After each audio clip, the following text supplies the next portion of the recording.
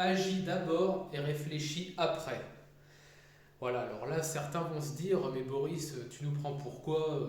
On n'est pas des et des n'est-ce pas? Vous voyez de qui je veux parler. On a un cerveau. Si on a un cerveau, c'est justement pour pouvoir juger de la dangerosité ou alors de l'intelligence ou quoi de telle ou telle situation. C'est vrai. Alors ça, justement, je ne dis pas le contraire. Je dis simplement que les gens à très haut QI, c'est souvent d'ailleurs on va dire leurs problèmes qui sont un peu isolés, etc., se posent énormément de questions de merde qui en fait sont des croyances limitantes très souvent. Je vais prendre un exemple tout bête. Je vais prendre un exemple c'est pas vraiment des vraies objections comme on peut en avoir, comme des fois j'en reçois pour l'expatriation en mode, par exemple, oh, mais moi j'ai une famille. C'est en fait le niveau d'arrogance de ce genre de mec. Genre, en fait, moi je suis un enfant trouvé, sans père ni mère, sans famille. Le niveau de salopard qui peut y avoir quand même des fois dans nos bords aussi. Bon, bref, ça c'est autre chose. Non, non, moi je parle de gens qui ont envie, qui se cherchent pas d'excuses, mais qui en fait en eux ont un peu, on va dire, un peu une angoisse qui est d'ailleurs tout à fait humaine et pour laquelle j'ai aucune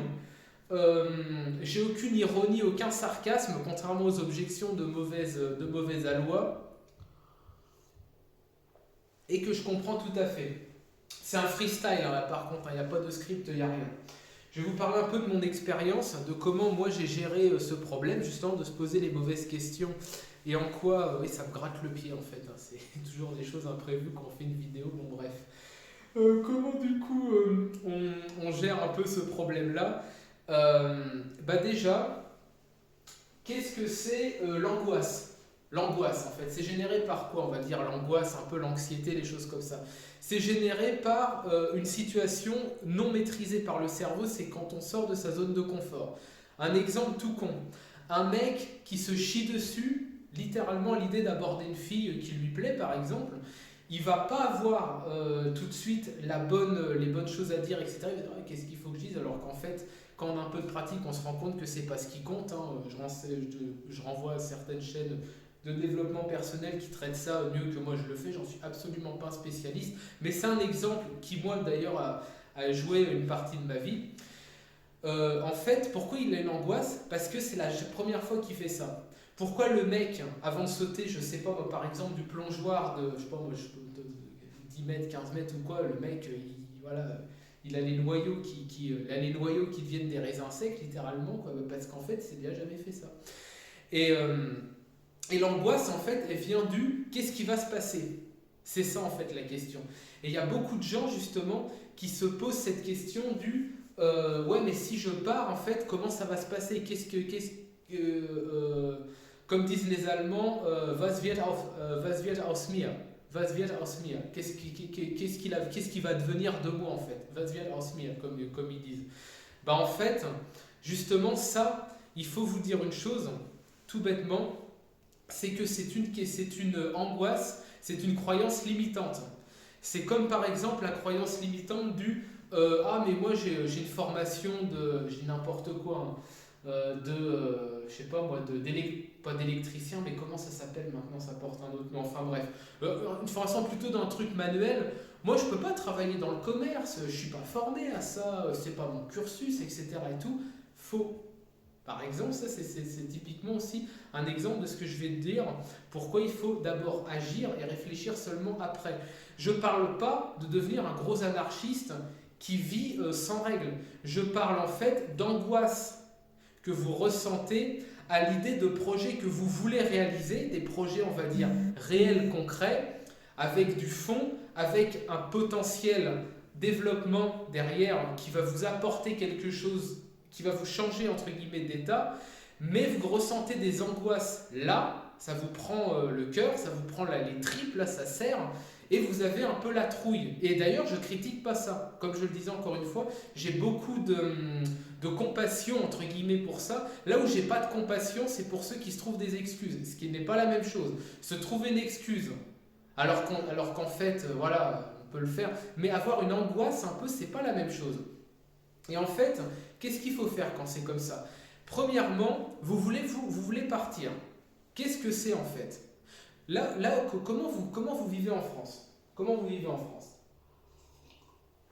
Soit vous avez votre piole, votre appartement, quoi, soit soit vous êtes chez vos parents.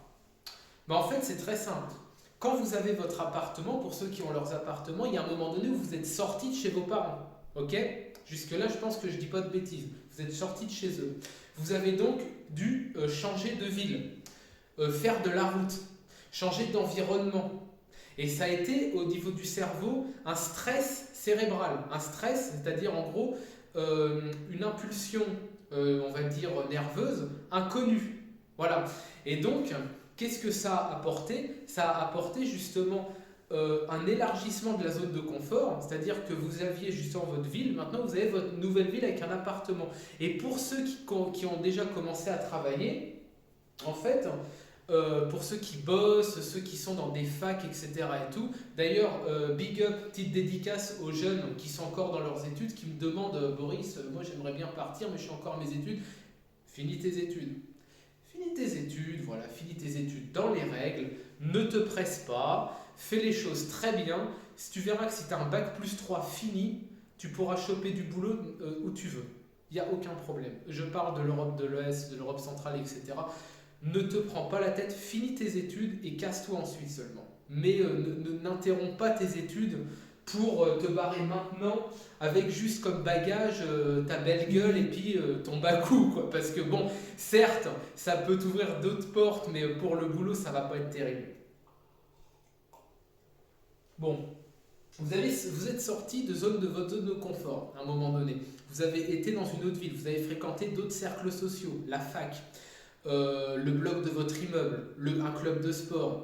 Je ne sais pas, moi, pour ceux qui étaient comme moi, j'ai eu un parcours un peu bizarre en France, j'en parlerai. Musicien de rue, j'ai fait de la musique dans la rue.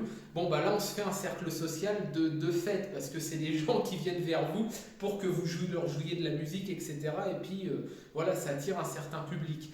Ça, c'est un exemple. Et bien, dites-vous qu'en réalité, sortez-vous l'idée de la frontière, parce que ça, c'est un gros problème aussi, de la frontière dessinée comme ça. Maintenant, en Europe, tout est ouvert. Si vous allez en Pologne, c'est comme si quelque part, d'une certaine façon, vous changiez de ville pour plus loin en fait. C'est ce que vous avez déjà fait il y a 3, 4, 5 ans, quand vous étiez chez papa-maman, que vous avez pris votre appartement, sauf que là, vous allez aller un tout petit peu plus loin. Un tout petit peu plus loin, par exemple. Donc en fait, il faut relativiser ça en se disant, ouais, en fait, et finalement, c'est pas si grave, il n'y a pas d'angoisse, il n'y a pas de peur irrationnelle à avoir par rapport à ça, puisque finalement, ce n'est que quelques centaines de kilomètres plus loin. Et que maintenant, voilà, on est en 2020, il y a les avions, voilà, on peut revenir, on peut y retourner, on peut revenir voir papa, maman tous les 3 mois, par exemple, il n'y a pas de problème, tous les 4 mois, bon, tous les 6 mois, hein, voilà, ou comme moi, par exemple, tous les ans. Encore que là, avec leur cirque là qu'ils nous font, là, je ne sais pas si ça va se faire. Mais c'est pour dire que la décision, c'est 5 secondes dans le cerveau. Une décision, c'est 5 secondes. Comment vous allez pouvoir la franchir, cette décision, cette peur incapacitante? Déjà, pour ceux qui visent un pays, parce que moi je parle vraiment sur l'expatriation, pour ceux qui visent un pays, je vous conseille d'utiliser des sites, des applications où vous allez pouvoir parler à des gens locaux, en fait. Moi, c'est ce que je fais. Bon, là, je filme avec le téléphone, sinon je vous aurais fait voir en déroulé les conversations que j'ai avec certaines filles, etc., sur ces sites-là. Vous allez vous rendre compte, du coup, que c'est vraiment pas quelque chose de difficile. Et en soi, en faisant ça, vous habituez un petit peu votre cerveau, votre oreille, à l'idée même d'expatriation qui devient plus palpable, puisqu'en fait vous parlez à ces gens-là déjà. Ensuite, il va venir le temps où vous allez envoyer votre CV. J'ai froid, hein, je suis désolé, je me réchauffe un peu les mains. Vous allez envoyer votre CV, du coup, qui sera donc, qui pètera sa mère, hein, comme je disais, et qui donc sera le deuxième point pour justement pouvoir vous tirer. Et qu'est-ce qui va se passer? Vous allez postuler. Pareil,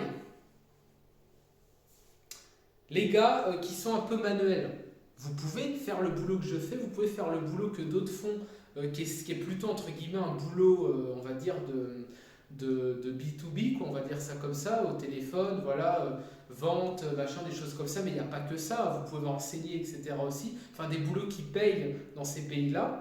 Et en fait, vous allez avoir, quand vous allez envoyer votre CV, déjà si l'employeur vous répond et vous propose un entretien, c'est que vous lui convenez en fait. Vous voyez déjà, en fait, il y a une angoisse que vous pouvez squeezer tout de suite. Vous voyez ce que je veux dire? Ça veut dire que vous avez un profil.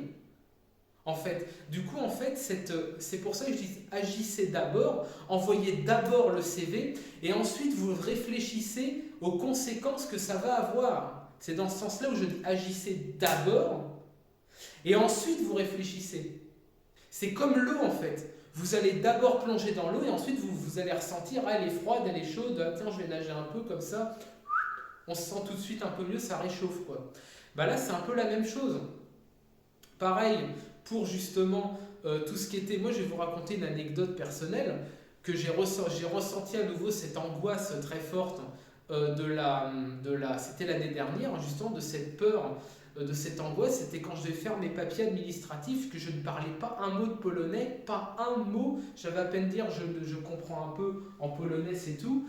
Et il fallait que j'aille c'est un genre en fait de bâtiment où ils enregistrent en fait les nouveaux arrivants dans une ville quoi. Et un genre de mairie, mais ça porte un nom, ça s'appelle Urząd Skarbowy. Je ne sais pas comment on traduit ça en français. Peu importe. Je devais y aller. Et qu'est-ce qui se passe? J'arrive, le schlag descendu de France qui arrive comme ça. Voilà. Je mélangeais le russe, l'ukrainien, le polonais, c'était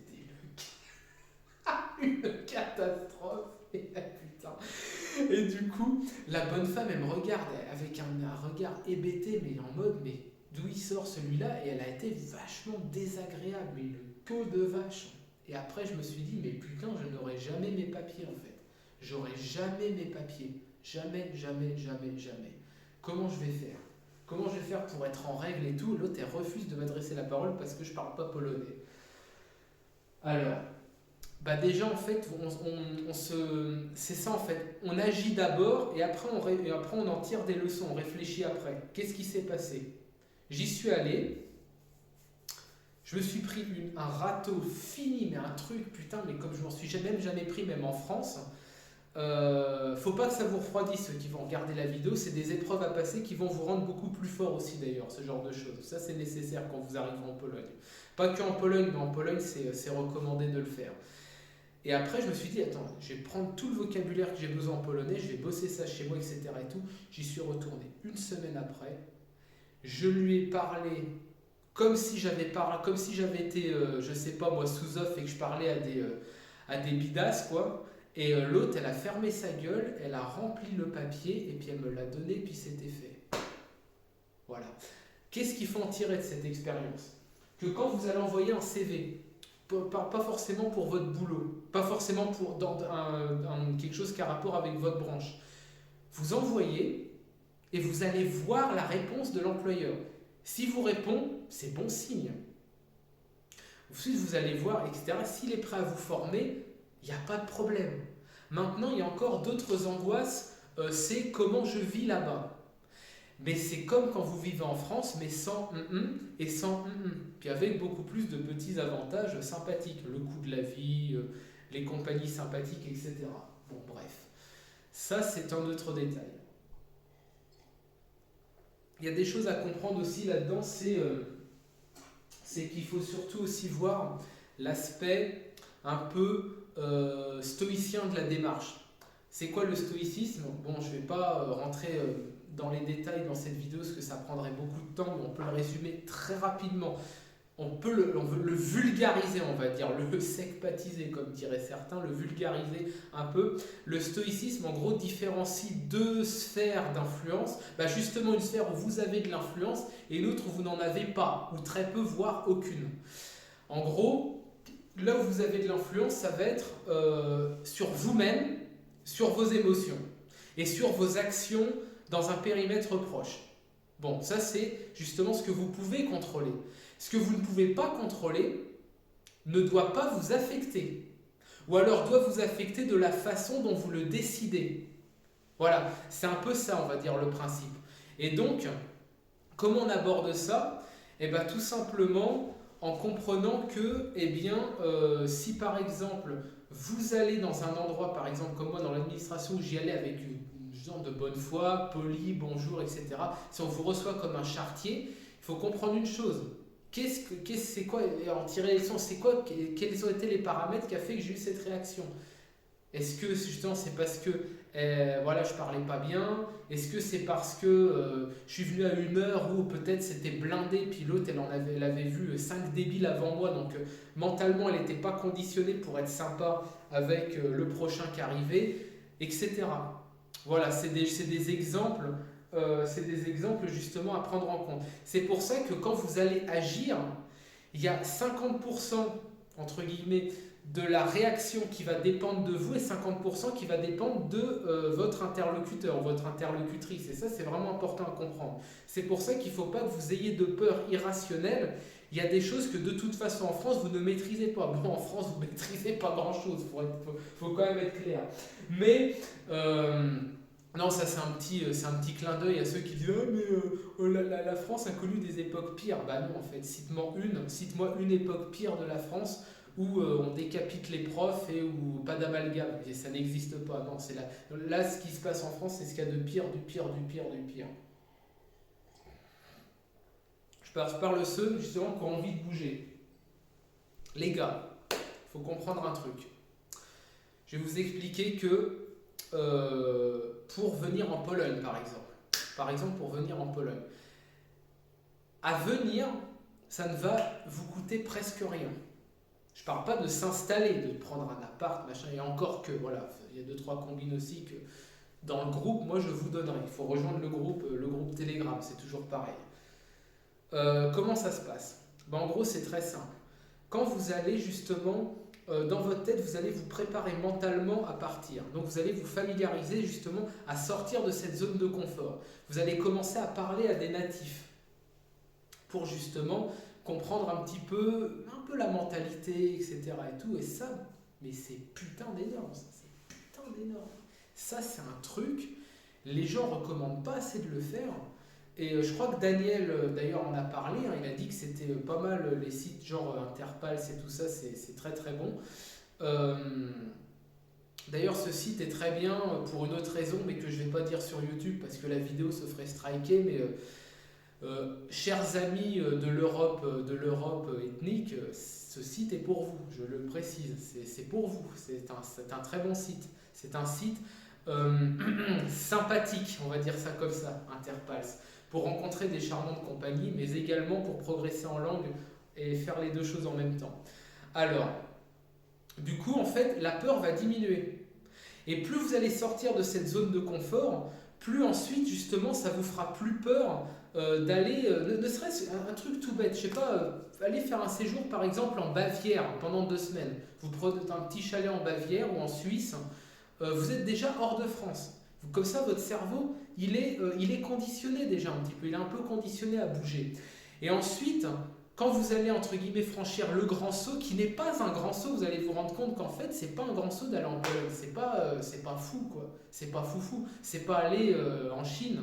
Bon, Chine, en plus, j'ai mal choisi mon exemple, c'est le pire des pays d'Asie, bon, bref. C'est où aller, je sais pas, moi, même en Russie. En Russie, c'est beaucoup plus dur d'aller en Russie que d'aller en Pologne. Aller en Pologne, c'est rien. C'est rien du tout. En fait, ce que je vous dis, c'est que là où vous vous posez, parfois, vous avez des croyances limitantes. Ah, je suis pas bon. Ah, je peux pas le faire. Ah, ils ont pas besoin de moi. Non, c'est faux. Il y a tellement d'entreprises qui demandent des vrais Français. Il y a tellement justement de choses que vous pouvez faire parce que vous êtes vous. Parce que c'est vous en fait qui cherchent. Ils s'imaginent vous. Et vous êtes là, vous dites ah, non, je suis pas digne d'aller. Si, en fait, si, carrément. Si, justement. C'est pour ça, envoyez un CV, ensuite réfléchissez. Allez aborder la nana, là, les mecs, putain, les mecs qui vont me suivre, ils vont savoir de quoi je parle. Il y a combien de fois on s'est dit, putain, il y a par exemple, on est une entreprise, c'est la pause. Il y a une nana, voilà, il y a déjà un petit jeu. Moi, ça m'est arrivé plusieurs fois. Moi, par exemple, même au boulot, ou même quand je bossais, quand j'étais prof. Voilà, justement. Mais à l'entreprise, c'était encore plus fort. Une nana, voilà, il y a une œillade et tout. On sent qu'il y a quelque chose et tout. On la voit toute seule à la machine à café, elle est en train de regarder son téléphone, donc en fait, là où justement, au langage corporel, on comprend qu'elle a le temps, elle a pris, je sais pas, 15 minutes, 20 minutes de pause, elle va se poser tranquille, elle est là, il n'y a personne d'autre, vous êtes que tous les deux, et putain, toi, d'un coup, t'as les couilles qui rétrécissent, et putain, t'y vas pas, quoi. Et justement, là, il faut y aller, il faut réfléchir après, putain de merde, c'est ça qu'il faut faire. Mais oui, et pour l'expatriation, c'est pareil, putain, c'est la même chose, c'est la même putain de chose. C'est comme quand tu veux faire un putain de bain de minuit, quoi. Le putain de bain de minuit dans la mer, tu te jettes dans la flotte et tu te dis après, ah, elle est un peu froide, mais on s'en fout, on y est déjà, quoi. C'est ça qu'il faut faire. Il faut moins être cérébral et plus... comment dire, moins cérébral, mais plus peut-être, je dirais, pas reptilien, mais le cerveau reptilien, j'entends, non, parce que j'imagine les abrutis, les débiles ultra conspi, là, reptilien, non, le cerveau reptilien, celui-là, là. Voilà, il faut être plus justement dans le, d'abord j'agis et ensuite on va voir. Ensuite, on va voir. Il y a des réactions qui ne dépendent pas de moi. Il y a des paramètres qui ne dépendent pas de moi. La seule chose qui dépend de moi, c'est est-ce que j'ai les couilles de faire changer quelque chose en agissant là-dessus. C'est ça qu'il faut comprendre. Et il faut vraiment comprendre que, déjà, pour beaucoup de gens, quand vous êtes sorti de votre zone de confort en sortant de chez papa-maman, ou alors en restant toujours chez papa-maman, mais en changeant d'environnement social, en allant bosser dans une boîte, dans une, je sais pas moi... pour une entreprise quelconque, quoi, ou dans une usine, ou peu importe, voilà, changer d'environnement social, vous êtes déjà inconsciemment hors de votre zone de confort d'avant, en fait. Et en vous expatriant, vous ne faites que l'élargir et vous vous rendrez compte qu'elle ne va pas s'élargir tant que ça, en fait. C'est ça qui est fou. C'est ça qui est fou. Voilà. Donc en fait, il faut vraiment comprendre ça, c'est que quand vous allez justement agir, prendre le bus, monter dans le bus, en fait, il faut que vous soyez en train de vous poser la question, maintenant, qu'est-ce qui va se passer quand vous êtes dans le bus? Pas vous demander, oh putain, j'ai peur, je ne vais pas y aller, et jamais prendre le bus. Ou l'avion, ça dépend. Le bus, que l'avion, ils vont nous faire chier avec leur... Bon, bref. Voilà. J'en tousse, bordel de merde. Bah oui, c'est pour ça. Il faut faire comme ça, les gars. Et justement, le canal Telegram, il sert à ça. Y a des gens, ils sont putain de motivés, ils sont déter. Alors, rejoignez-les. Il y a Daniel qui vous explique pas mal de choses, mais moi j'aime bien botter les fesses. Là aujourd'hui c'est une vidéo moins, on va dire, moins punchy que d'habitude parce que je parle d'un sujet qui est réel, qui est sincère, c'est les angoisses, l'appréhension. Ça c'est pas des objections, ça c'est réel. Voilà. Et ça mérite d'être traité avec respect, entre guillemets, contrairement aux objections. Et ça mérite justement de l'attention. Parce que les gens qui se posent ces questions veulent partir, veulent le faire, veulent franchir le pas, qui en réalité, vous pensez, attendez, voilà, là il y a un grand angle, vous pensez en fait que vous allez faire un truc du genre ça, comme ça, mais alors en fait, pas du tout. Vous allez faire ça en réalité. Hop. C'est tout. Pas plus que ça. Donc c'est pour ça que je vous dis, n'ayez pas peur. Venez me parler sur Telegram, n'importe, il n'y a pas de souci. Il y a Daniel pour la Roumanie, etc. Il y a moi pour la Pologne. Pour l'Ukraine, il n'y a plus personne, mais je vous ai dit, l'Ukraine, professionnellement, c'est pas un projet. Venez. L'équipe, elle est super cool. Ça rigole bien. Ça rigole beaucoup d'ailleurs en ce moment, mais on est sérieux aussi, il n'y a pas de problème. Et justement, sortez-vous justement ces croyances limitantes. Moi, je vous le dis. À la prochaine.